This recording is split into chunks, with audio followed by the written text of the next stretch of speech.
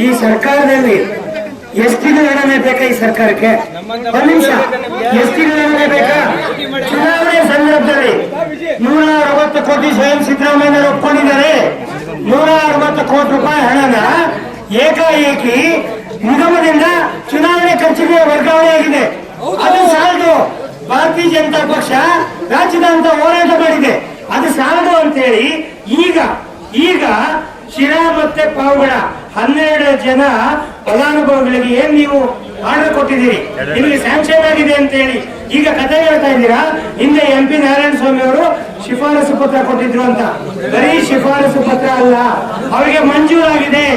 ಆ ಮಂಜೂರಾದಂತ ಹಣವನ್ನ ನೀವು ಕೇವಲ ಯಾವುದೋ ಒಂದು ಅಕೌಂಟ್ಗೆ ನೀವು ಮಾಡಿದ್ದೀರಿ ಅಂತಲ್ಲ, ನಾವು ನಿಮ್ಮ ಸ್ಥಾನವನ್ನ ಪ್ರಶ್ನೆ ಮಾಡ್ತಾ ಇದೀವಿ.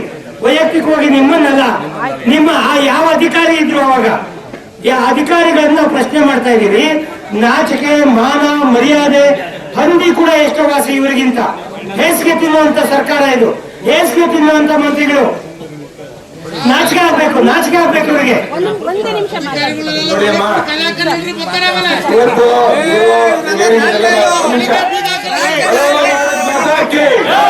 ನಿಮಿಷ ಸುಮ್ಮನಿರಪ್ಪ. ಇವತ್ತು ಮೇಡಮ್ ನೀವ್ ಹೇಳಿದ್ದೆಲ್ಲ ನಾನು ಕೇಳಿಸ್ಕೊಂಡೆ.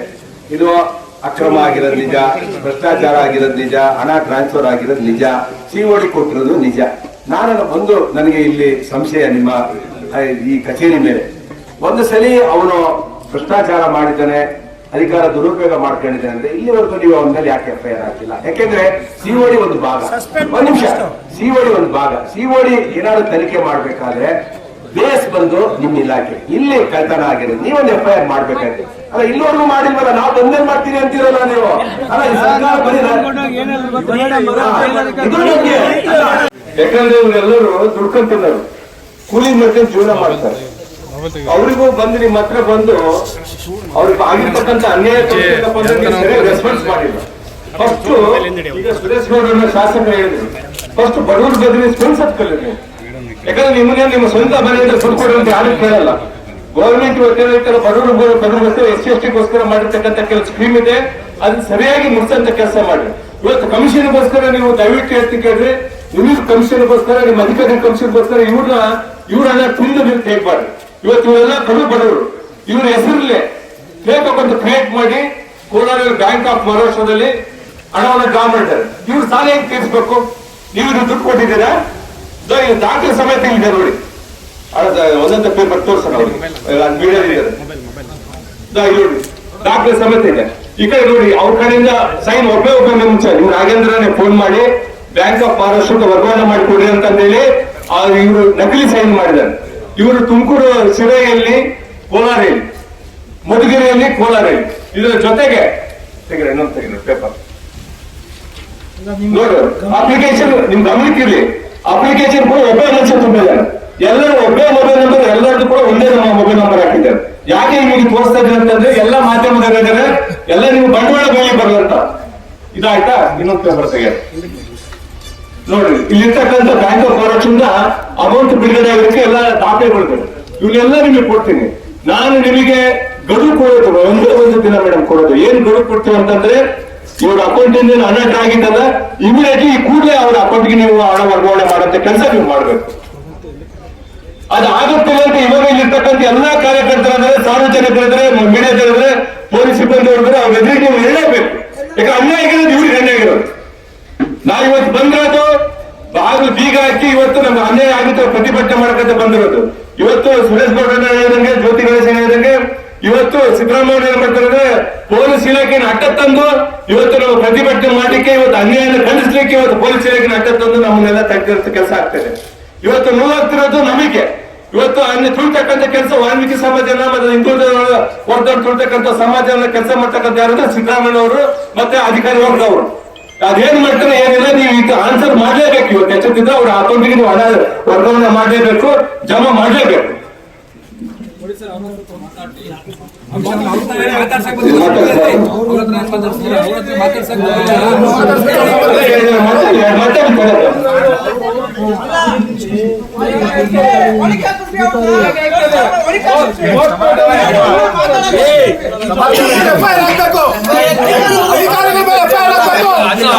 ಅವ್ರು ಆನ್ಸರ್ ಮಾಡ್ತಾರೆ. ಫ್ರಾಡ್ ಆಗಿರೋ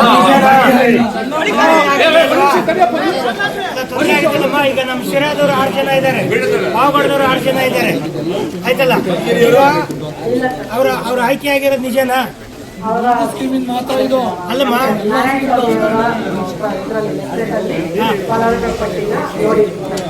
ಅಲ್ಲಮ್ಮ, ಈಗ ಆಯ್ಕೆ ಆಗಿದಾರಲ್ವಾ? ಆಯ್ಕೆ ಅಂತ ಹೇಳಿದ್ರೆ ಸರ್ ಅದು ಮಾನ್ಯ ಸಂಸದರ ಕೋಟಾದಲ್ಲಿ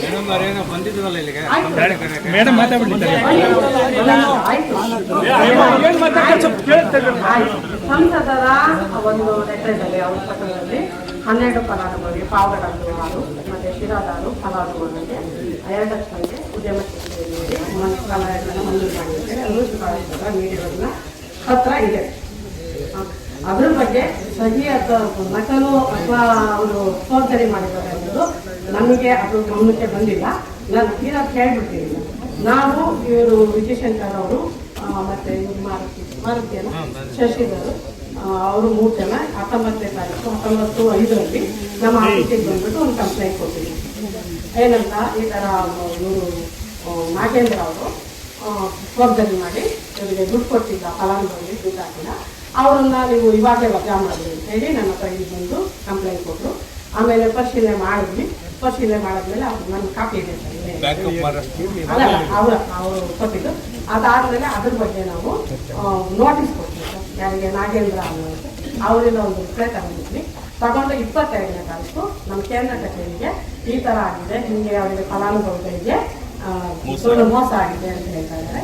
ಮತ್ತೆ ಒಂದೇ ಒಂದು ಫಲಾನುಭವಿಗೆ ದುಡ್ಡು ಅರ್ಧ ಹೋಗಿದೆ ಅಂತ ಅಲ್ಲಿ ಅವ್ರನ್ನ ನಾವು ಕಾಂಟ್ಯಾಕ್ಟ್ ಮಾಡಿದಾಗ ಪ್ರಭಾವಕ್ಕೆ ಸರ್ 1 ಲಕ್ಷ ಮಾತ್ರ ಹೋಗಿದೆ ಅಂತ ಈಗ ನಮ್ಮ ಅತ್ತೆ ಮಾಡಿದ್ವಿ ಹೋಗಿದೆ ಅಂತ ಕಂಡು ನಾವು ಅದನ್ನು ಡೀಟೇಲ್ಸ್ ಹಾಕಿ ನಮ್ಮ ಹೆಡ್ ಆಫೀಸ್ಗೆ ಮುಂದಿನ ಕ್ರಮಕ್ಕಾಗಿ ನಾವು 22ನೇ ತಾರೀಕು ಕಳಿಸ್ಕೊಟ್ಟಿದ್ವಿ ಸರ್. RPID ಮೇಲೆ ಕಳಿಸಿದ್ವಿ, ಮತ್ತೆ ನಾವು ಮೇಲ್ ಕೂಡ ಮಾಡಿದ್ವಿ. ಆಮೇಲೆ ನಾನು ಹೋಗಿ ಅವರಿಗೆ ನಮ್ಮ MD ಅವ್ರ ಗಮನಕ್ಕೆ DM ಅವ್ರ ಗಮನಕ್ಕೆಲ್ಲ ತಗೊಂಡು ಬಂದಿದ್ದೆ ಸರ್. ಅದ್ರ ಕಾಪಿ ನನ್ನ ಹತ್ರ ಇದೆ. ಅದಾದಮೇಲೆ ಸಂಯುಕ್ತ ಕರ್ನಾಟಕದಲ್ಲಿ ಒಂದು ಪತ್ರಿಕಾ ವರದಿ ಬರ್ತದೆ. ಆ ವರದಿ ಮೇಲೆ ನಮ್ಮ MD ಅವರಿಂದ ನಮಗೆ ಈ ಬಗ್ಗೆ ಈ ಥರ 24 ಲಕ್ಷ ಶ್ರೀರಾಮತೆ ಪಾವಗಡ ಈ ಥರ ಆಗಿದೆ ಅಂತ ಹೇಳ್ತಾರೆ. ಇದರ ಸತ್ಯಾಸತ್ಯತೆ ಬಗ್ಗೆ ಪರಿಶೀಲನೆ ಮಾಡಿಬಿಟ್ಟು ನಮಗೆ ವರದಿ ಕೊಟ್ಟಿದ್ದೇನೆ. ನಾನು ಅದೇ ಥರ ನಮ್ಮ PDO ಗಂಗರಾಜ್ ಶಿರಾ ತಾಲೂಕು ಹಾಗೆ ಪಾವಗಡ ಥರ ಗಿರೀಶ್, ನಾನು ನಾಗೇಂದ್ರ ಕೊಟ್ಟಿಲ್ಲ, ಗಿರೀಶ್ ಅವರಿಗೆ 2 ದಿನದಲ್ಲಿ ವರದಿ ಕೊಡಿ ಅಂತ ಹೇಳಿ ನಾನು ಅವರಿಗೆ ಕಚೇರಿ ಆದೇಶ ಕೂಡ ಹಾಕಿದ್ದೀನಿ. ನಾನೇ ಖುದ್ದಾಗಿ ಎಲ್ಲ ಏನು 12 ಫಲಾನುಭವಿಗಳು ಫೋನ್ ನಂಬರಿಗೆ ಮಾಡಿದಾಗ ಆ ಫೋನ್ ನಂಬರು ಲಭ್ಯ ಇಲ್ಲ ಸರ್. ಅದು ನಾನು ಪರಿಶೀಲನೆ ಮಾಡಿದಾಗ ಇಲ್ಲ. ಅದೇ ವಿಷಯಕ್ಕೆ ಇಟ್ಕೊಂಡು ನಾನು ಫಲಾನುಭವಿಗಳನ್ನ ಸಂಪರ್ಕಿಸಿ ಅವರಿಗೆ ವಾಸ್ತವವಾಗಿ ಹೋಗಿದ್ಯಾ ಹೋಗಿಲ್ವಾ ಅಂತ ಹೇಳಿ ಪರಿಶೀಲನೆ ಮಾಡಿ ನನಗೆ ವರದಿ ಕೊಟ್ಟಿದ್ದೀನಿ. ಆದರೆ ಅಲ್ಲಿ ನಮ್ಮ ಕೇಂದ್ರ ಕಚೇರಿಯಲ್ಲಿ ಈ ಬಗ್ಗೆ ಈಗಾಗಲೇ CODಗೆ ಆಗಿದೆ. ಮತ್ತೆ ಇವರು ಮಾರುತಿಯನ್ನು ನೀವು COD ಮಾಡ್ತೀರಾ, ಎಲ್ಲ ಮಾಡ್ತೀರಾ, ಅವರಿಗೆ ಹಣ ಕೊಡೋರು ಯಾರು? ಅದು ಅದು 15/2/2024 ಚೆಕ್ ಅನ್ನ ಬರೆದು ಮಹಾರಾಷ್ಟ್ರ ಬ್ಯಾಂಕ್ ಆಫ್ ಮಹಾರಾಷ್ಟ್ರ ಕೋಲಾರದಲ್ಲಿ 24 ನಾನು ಇಲ್ಲಿಲ್ಲ ಸರ್. ನಾನು ಬಂದು 1.5 ತಿಂಗಳು ಕರೆಕ್ಟಾಗಿ